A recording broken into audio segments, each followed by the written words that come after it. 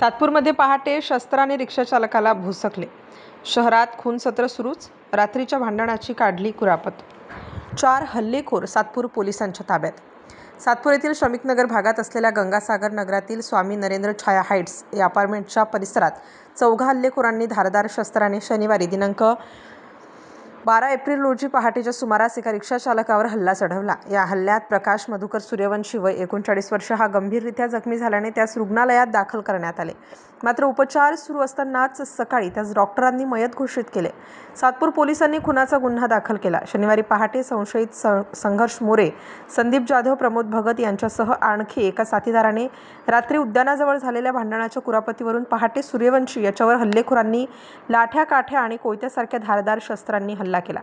गंभीर जखमी अवस्थेत त्यांना जिल्हा शासकीय रुग्णालयात दाखल करण्यात आलं. उपचारादरम्यान त्यांचा मृत्यू झाला.